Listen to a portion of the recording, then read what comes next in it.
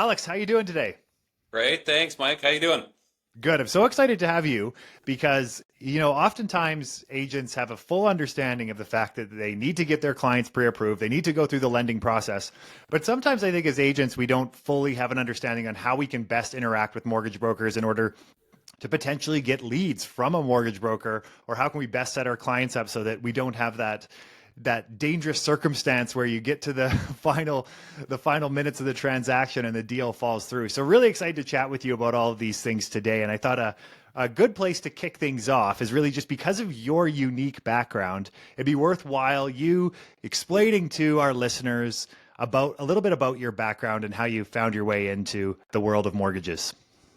For sure, and I appreciate you having me again. My background really, it's a bit of a unique one, like you mentioned. I started with actually a startup at a university that helped international students move to, in my case, Canada, really bridge the gap for them to actually do so, and lowered the risk for them to do so and increased their comfort level in doing that. So that was my first venture. Really had no idea what I was doing. I was like 20 years old, but we got to a good spot. And, as a revenue producing company, again, really didn't have a clue what I was doing. But when you're an entrepreneur, sometimes you just go out there and figure it out.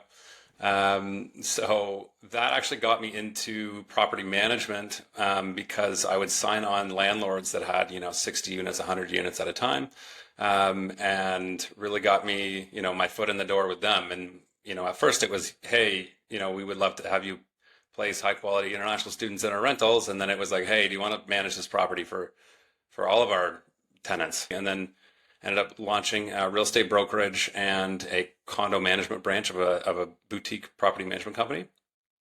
In downtown Toronto, we had about 200 properties under management.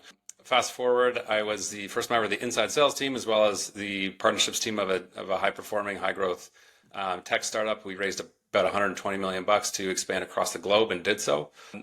From there, actually, that's where Mike, of course, you and I met, at Properly, where we were building and training the agent growth team. So my job, as a strategic growth lead at Properly, was to hire the right agents. Not all of the agents, we actually rejected about 97% of the agents that we spoke with, but my team found those agents, and kind of qualified them, got them in the door, and then, Magic Mike himself would train those with the rest of our team.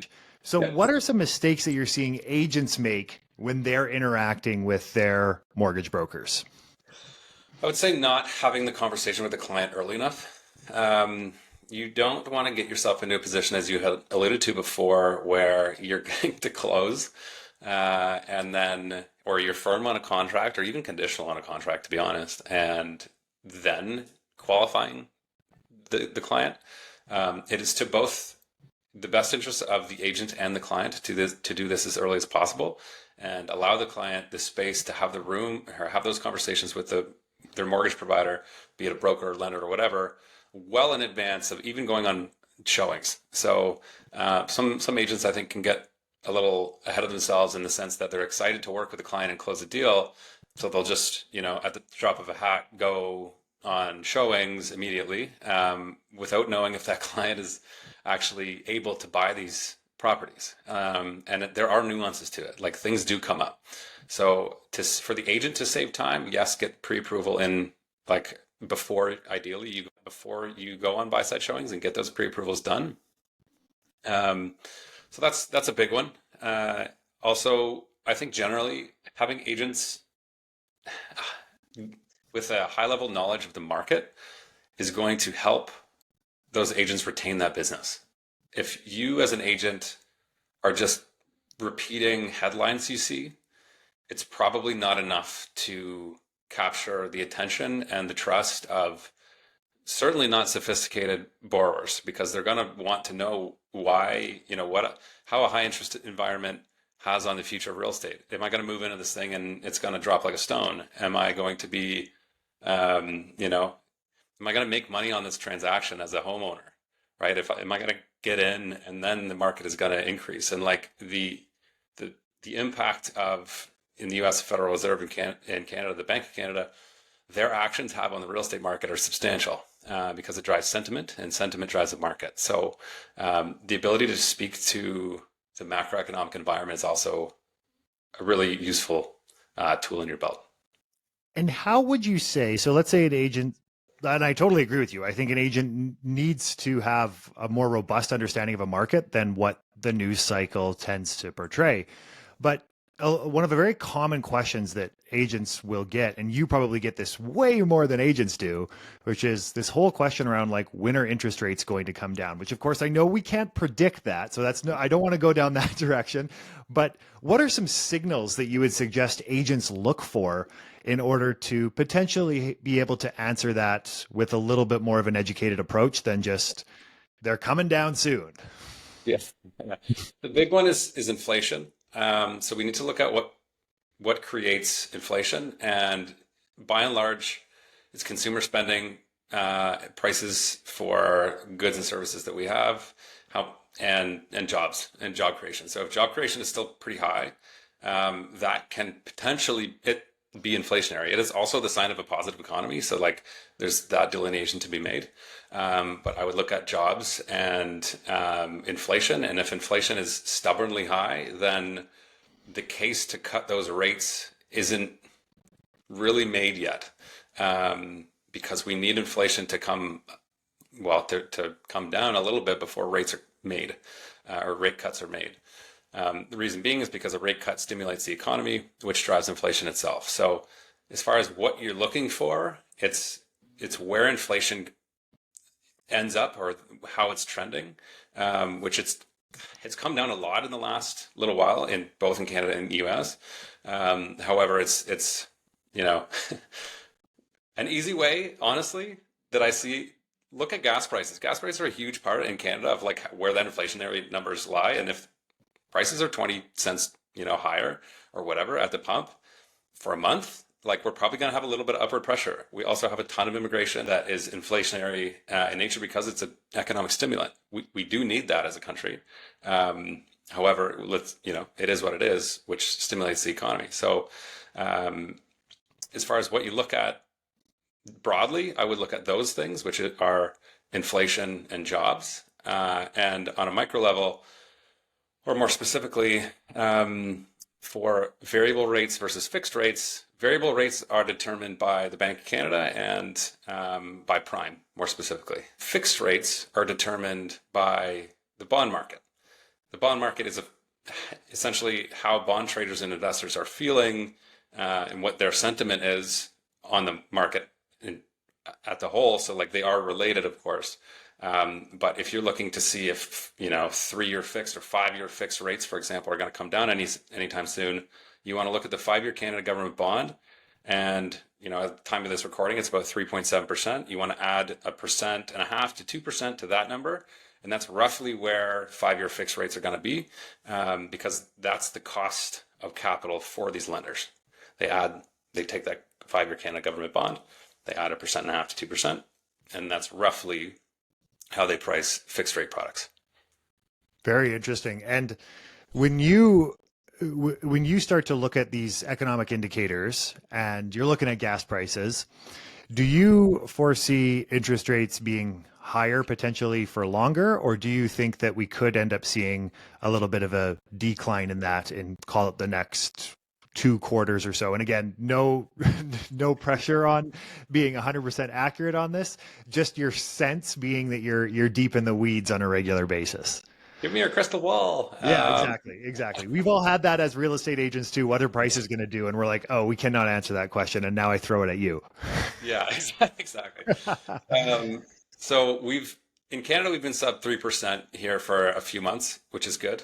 It's the Bank of Canada's range is between 2% and 3%. So that's a positive step. It has been coming down, and it is continuing kind of in that range, which is nice. Interesting. That's really interesting. And being that you see this, like when an interest rate comes down, do you see that reflected in the number of applications that you see come across your desk? And when interest rates go up, I guess conversely, let's just look at the other side of the equation. Do the number of applications come down? Like, do we actually see that reflected in the number of people that are getting pre-approved or actually going and getting financing? 100%. Every 25 and every let's say interest rates come down 25 basis points, that's, a percentage of the market that wants to get in that couldn't before but can now. So when we look at that, if even if we don't have another, let's say 10% of the market unlocked to then get back into the buyer seat, you're going to have you're going to have more people anyways interested in reaching out. They'll talk to their mortgage provider, they'll talk to their realtor. Hey, rates are coming down. Maybe I wasn't pre-approved before. Maybe I am now. Their consumers, I don't think they'll be exactly, all consumers will be sophisticated enough to say, oh, 25 basis points, that means I can borrow another 25 grand or whatever the number is, which will vary depending on the client, of course. But I do think as soon as they hear, yes, rates are going to come back down, maybe now's the time I should reach out to Mike, or maybe now's the time I should reach out to Alex, my realtor, my mortgage broker, to talk to them about buying. So short answer is yes, I still do think that'll make that change. We'll see it. On the mortgage side, February, March, there's a lot of optimism. Everybody was busy. April, May, which is usually a super busy time, it got less busy. Just because of the sentiment. Nothing changed. Mm-hmm. But with the exception of a little bit stickier inflation and pretty bullish job reports. So interesting. Sentiment drives so much in real estate markets. And, like I think real estate has an emotional component, of course, to it. But I even noticed this in my market. When we went through a depressed period in my market, it's like prices were coming down. And because prices were coming down, it almost pushed prices lower. And the reason for that, in a sense, was as prices came down, people were then sitting on the sideline saying, well, how far could this come down? And then you had more sellers that were like, oh, they're coming down, let's come to market. So inventory comes up and buyers exit the market, even though prices are coming down. So if you think of it logically, prices are coming down. It's like a reasonably good time to buy. But when you think of it from the sentiment standpoint, these emotions that wrap into people's decision-making process, it's no joke, is it? No, it's palpable. And even as investors, like if I'm gonna the house, my own principal residence, like I bought that because it was dark and smelly. And like those are two very cheap and easy things to fix. And it's not dark and smelly anymore. And as a result, it's a desirable product. So you see it on the home by home level for sure. And that's where deals are found. So true. It's so true. Let's pivot a little bit towards real estate agents interacting with brokers and potentially thinking by way of how they can start to generate some leads from their mortgage broker. Now, a lot of times agents, they send deals to mortgage brokers that get deals done and that are trustworthy and that have great communication with their clients, because of course the mortgage broker that I refer to is going to reflect on my business. So there's that component to it. And then the other side to it is there something that an agent can do to kind of separate themselves from the pack? When a mortgage broker is dealing with 50, 100 agents on a regular basis, how does that mortgage broker determine who to send a potential lead to? Is there something agents can do in order to stand out? Sure. I think there are a few. One being niche products. So if you as a realtor have a specific niche or in a specific area, and can advertise yourself or show yourself or prove yourself, better yet, as the go-to person for those areas or those products, that can help. Also, sometimes just giving before you ask is easy, and that goes both ways in both directions for realtors getting leads from mortgage brokers and vice versa. Not necessarily saying, hey, I'll give you one if you give me the next one that you get, but just sending them on their way, hoping that they better have a positive experience or else consider that referral partner off. But in a sense, you just want to give as much as you can without even asking sometimes, and eventually it'll come around, which is a pretty qualitative, and it's, maybe a little kumbaya, but it's true. And people need to see that you're competent and they enjoy working with you. On that note, I would say when that happens, communicate early and often. Let that referral party know what's going on. And it doesn't need to be a big, nobody wants a paragraph text. Nobody wants a ramble. Just like make it quick, super concise. And when anything changes, proactively let them know what's going on with that client. Hey, we're pre-approved, or vice versa. If it's the realtor going out, hey, we're just touring out about this price range and this price range. So let me know if that doesn't work. Here's a property that they're interested in. Love seeing the properties that we're interested in as a mortgage broker, because I can look at the property taxes and the maintenance fees if there are any, or HOA, and I can actually factor that into their DSR and see if it's something that they'd be qualified for, or if they should pump the brakes. Another one is, which I think is underutilized, is literally create events, which I'm gonna, like do events together. Spend a bit of money on wine and cheese, network to both databases, and get in front of people and focus on providing actual value, and don't just get up there and read headlines and talk about what everyone else is talking about. Like, show your clients how to do something. If you have, upsizers, or you have a family that wants to get into a bigger property with another bedroom, show them how that buying and selling could work and how bridge loans work. If you have investment clientele, or prospective investment clientele, you have somebody with one home, they want to buy an investment property, like show them how that is actually done and where the best areas are to actually spend your money.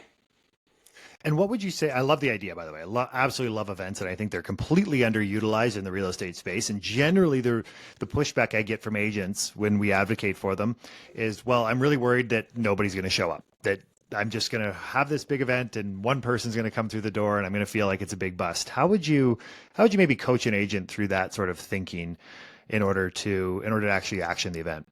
Fail often and fail quickly. Like, if you're going to do it, just do it. If nobody shows up to your event, then fine, nobody knows that nobody showed up. If you invited 10 people and 2 show up, then now you have a seminar with 2 people. Like, you kind of have to do what you have to make hay while the sun shines, so to speak. So like, if you've got attention for people, great. It's now a more intimate setting, and then you can literally walk them through exactly what they want to do and not speak to a room of 10 or 20 people. You can do other stuff like provide free food. Everybody likes free food, and free booze if you got a little bit of wine, a little bit of cheese or something like that. But I would get on the horn and talk to a few of the clients that might be interested in this, even if they're placeholders and they're not really that interested. If it makes your room go from 4 people to 7 people, then great, do that and get the butts in the seats. But I would just do it anyways. I like what you're saying here, and even the image that's coming to mind for me. Like, typically when you think of event, we think there's going to be like 100 people in a room, and you're going to be standing up on a stage explaining everything to do with real estate and mortgages. But like, you get 6-7 people to come to an event and discuss real estate, have a little bit of a round table. That sort of intimate experience, I think, is going to be a lot more memorable. Not to mention, you're going to have a one-to-one interaction with all of those people versus a one-to-many. And I really like your line that if nobody shows up, nobody knows that nobody showed up, because nobody actually showed up. So it's not really a loss. Nobody's aware of it. Right. Exactly. Yeah. We used some of that strategy as well back when we were finding the best agents. And for anybody looking for a team, this might be a tool in your belt as well.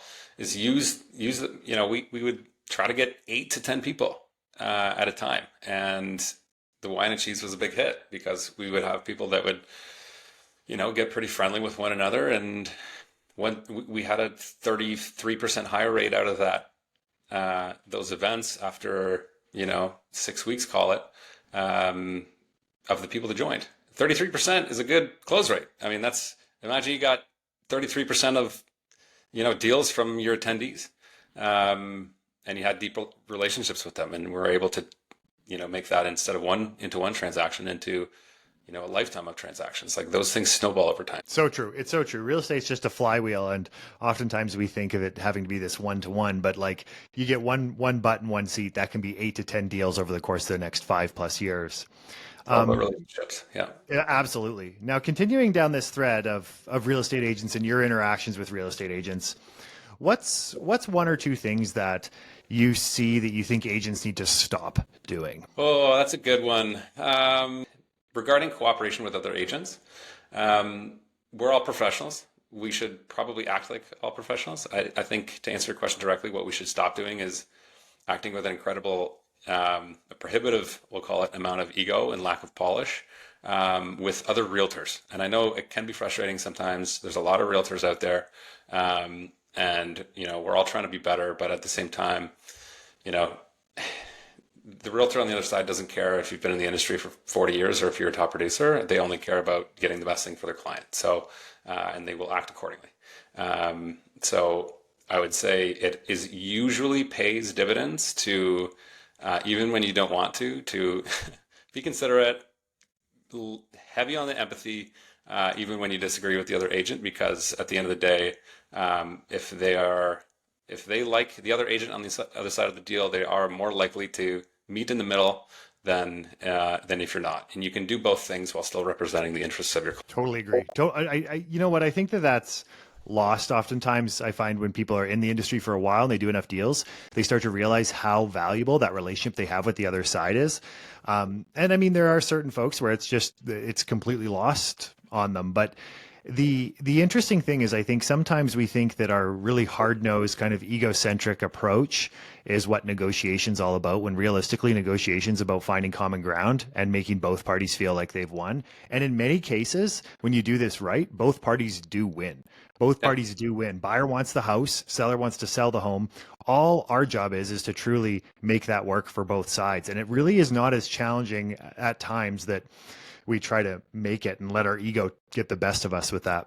For sure. Even like I don't know if you're familiar with the book, Never Split the Difference by Chris Voss. He's literally a hostage negotiator, like the highest stress negotiation environment that one could imagine. And he uses empathy as a core tool. Like he wants his counterparty to liken with him. Like they need to, well, if I like you on the other side of it, I'm more likely to do, agree with you. Basically, it's not rocket science at the end of the day, but it is extremely valuable. And I think if a hostage negotiator can do that, I'm sure us agents can as well. It's so true. It's so true. Now, coming back to more of the mortgage side, I think we should look at a couple of unique cases that a lot of us will end up crossing paths with these sort of folks. And let's start with pre-construction and some things to either watch out for, some things to be aware of when we have a client interested in a new build. Yeah, new builds are a big topic these days. In the past, we've had environments where you could buy a pre-construction sales agreement, which of course is in effect an option to purchase a property at a future date and move in at a future date at a price that you agree on now. So with any option, that price can go up or down. In the big bull market, like we had, up until early 22, people were making money hand over fist on these because you could buy them now and flip them for 30% more, and you're only putting 20% down. So, that nets out to a pretty good gain. However, since then, there's been a lot of folks that can't flip them before and now realize that they have to close on these mortgages that they don't qualify for. But essentially, very, very important to note that like when you get a pre-construction, let's say pre-approval, those pre-approvals aren't really they're not valid for longer than 120 days. Even if they say it's a 4-year, pre-approval, like all of it's conditional on them actually qualifying when closing time comes.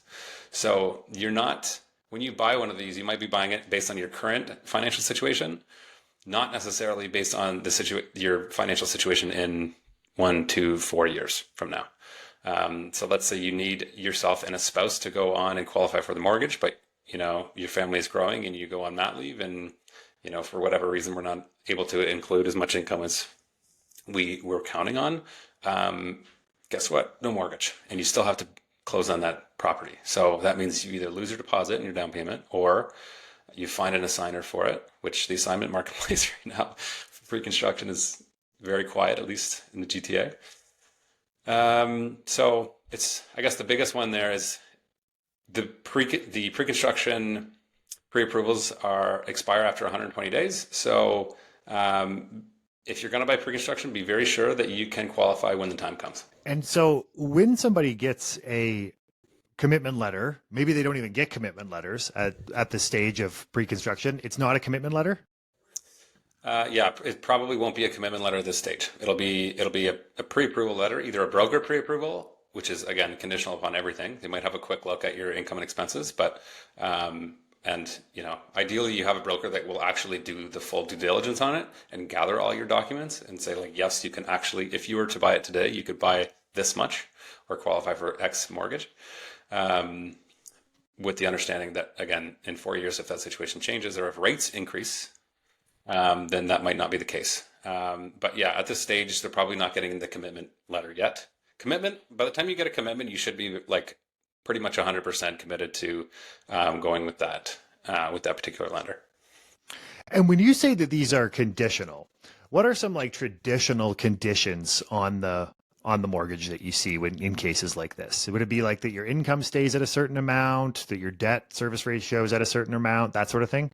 Yeah, exactly. So the lender will say essentially, hey, we agree to fund, X dollars for Y client based on income being satisfied, your credit score being this, because initially when they first see this, they don't actually review all of the documents just yet. You get it approved first conditionally upon document review.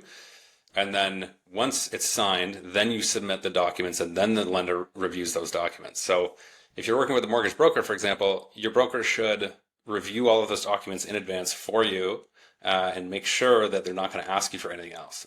Bank statements, if you're getting help from family, gift letters, if you're going to sell your previous home, that's got to be sold and that mortgage discharged. Like these are all conditions that can go in and really are literally each of them linchpins for funding the mortgage. So they all have to be satisfied, both from the broker level and then also from the solicitor level. Solicitor level, they're really formalities. It's like, title insurance and ID and stuff like that. Broker, getting something to broker complete is really how it's, quote unquote, to use a realtor analogy, closer to firm than not. Right.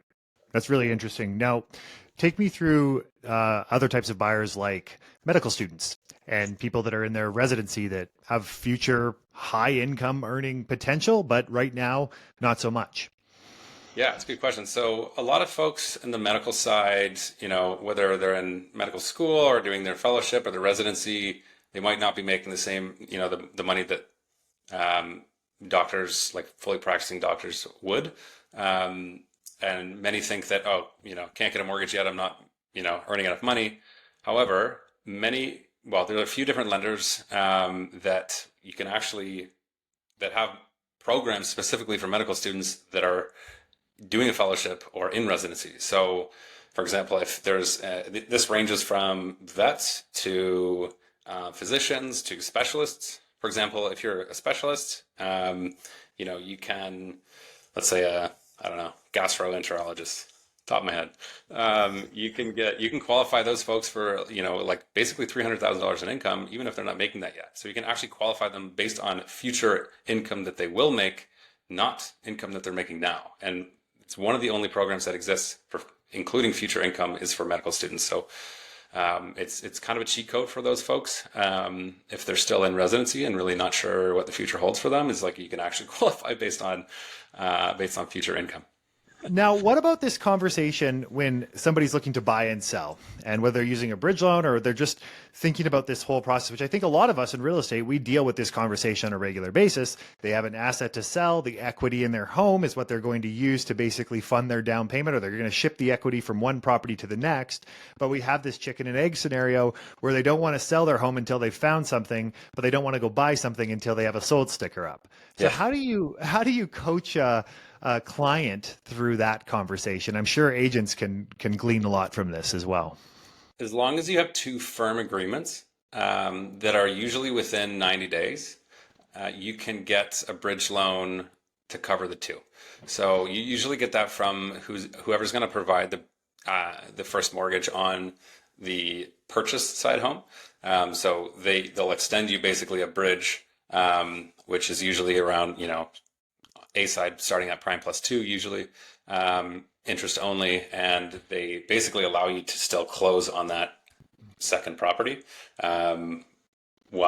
Before, let's say if closing dates don't line up, but you still have to, it still has to be sold firm. So if you're, to put this in practice, if you're going to advising a client to go on the buy side first and get that property under purchase, which you could do now and actually have a condition that it's conditional upon the sale of your previous home.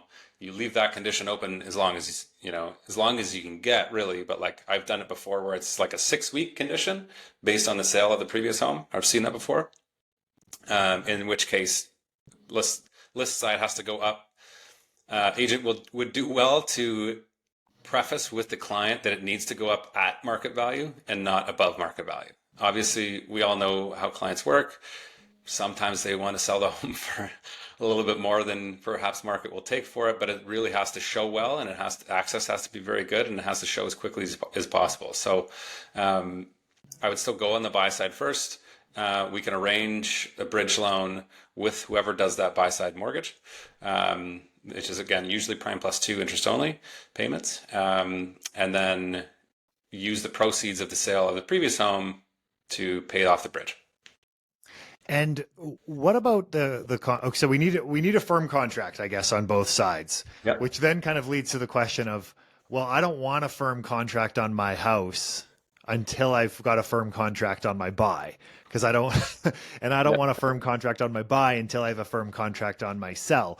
So is that more so, like, would you coach the agent to just have this conversation around pros and cons and which risk you'd be more comfortable with? There's no 100% solution unless you're carrying a bag of cash. So like, is it just about coaching the client through their risk tolerance? I would literally walk them through a pessimistic, optimistic, and a probable scenario in a Google Sheet.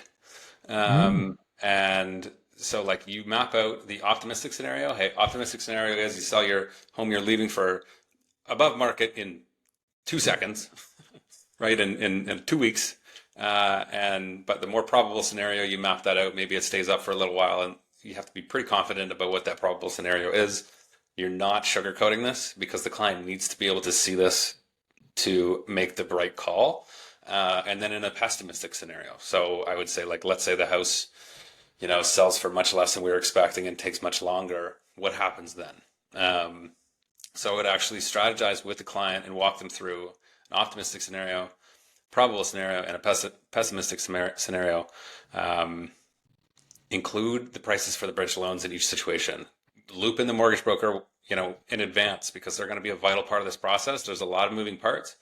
As a realtor, you're basically a project manager for this process, and the mortgage and financing is a big part of it. So I would definitely loop in the mortgage broker as soon as possible on that as well, to make sure that, the buy side, the lender that is willing to lend on them on the buy side, A, that they can do it, and B, that they have a bridge loan product available. Many of them do, not everyone does. So that's an important part of it. I also find a lot of, like, using a good mortgage broker is really key here, because I find a lot of lenders, like I'll talk to a client and they'll say, yeah, I've been approved for a bridge loan. And I've said, oh, really? Like, you've been approved for a bridge loan, but we haven't put your home up for sale. And they said, yeah, it's not a problem. I can go buy first. I say, well, let's just pump the brakes here for a moment and understand how these pieces fit in. Like, sometimes it depends who you're dealing with. And from a lender standpoint, they bring up the word bridge loan and the lender says, yeah, no problem. You can get a bridge loan. Your home's going to sell for $1 million. No problem. You'll get a bridge loan. But that's not the full story. And so I think dealing with a mortgage broker who's able to have this conversation with your client is really key. Yeah. Without documents, none of it means anything. Rule of thumb. I've had clients that are like, I walk into the bank and teller says to me from across the thing, I can get you, 4.5% interest rate. And it's like, well, have they looked at your documents? Do they seen your T4s? Do they know if you're hourly? Do they know what kind of money you make? Do they know your credit score? Like, first conversation, the answer is no, they don't know that stuff. So like, nobody can quote you a rate if that's the case. So it's really not locked in stone until you provide 100% of the documents that you're required to, and hopefully can get, your broker to at least see those documents, review them, tease out any scenarios, and contribute to any one of these 3 scenarios. Totally. That makes perfect sense. Alex, as we're kind of getting through this, the other question I have for you is just around your experience with high producing agents and high performing agents who are doing a ton of deals. Very Yeah. busy. They're sending you files all the time. What are some suggestions that you have for these very high producing agents, whether it be in a real estate context or even a lending context? Yeah, I guess to put my team hat on here, it usually high performers either want more time back in the day or more business. So I think first identifying the goal and what you want is important for this. But let's say somebody wants, they're doing 30 deals, they want to get to 40 deals.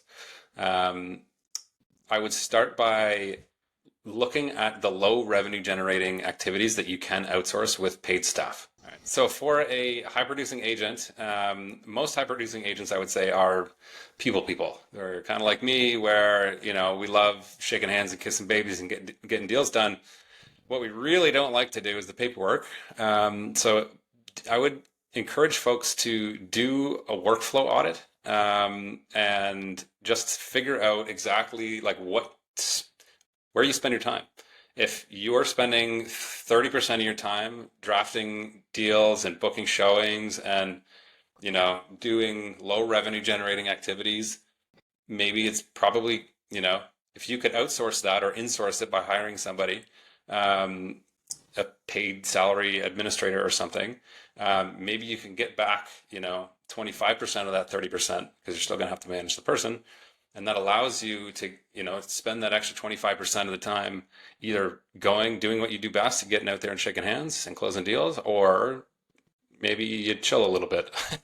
Whatever That, you're like, gain some sanity back in your life. that's a really good point, actually. And this is one of the challenges that I've had with the agents like this is like they say, well, yeah, but I get it if I outsource my, $15 an hour activity, but then what am I supposed to do? Just kind of sit back? Like I might as well do the $15 an hour an activity. I'm like, yeah, you should sit back because you're firing on all cylinders and like you're going to fry yourself, and that time is very valuable. I even think of it like my own household. Like I can clean my house. I literally can clean it, but I don't. And my wife and I, we hire cleaners, even though like physically we can do it. And even when the cleaners are there doing what they need to do, it's not like I'm doing something that's more productive than that. Just sometimes we just need to buy our time back.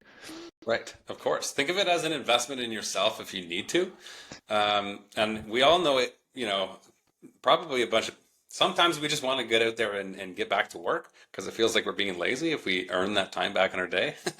And hey, man, that's your choice if that's what you want to do.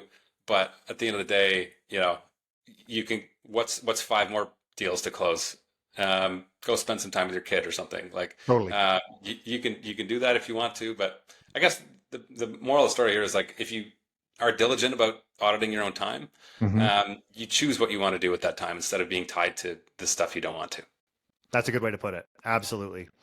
All right, Alex. So let's say that somebody has some questions about mortgages or wants to reach out, pick your brain about anything. How can they best reach out to you and find you? They can find me. My email is alex@birchmountaingroup.com. You can also find me on LinkedIn, Alex Mohr, or on Instagram, Alex_Mohr. Awesome. Thank you so much for coming on, Alex. Lots of really good information here. Awesome. Thanks for having me. It was a pleasure.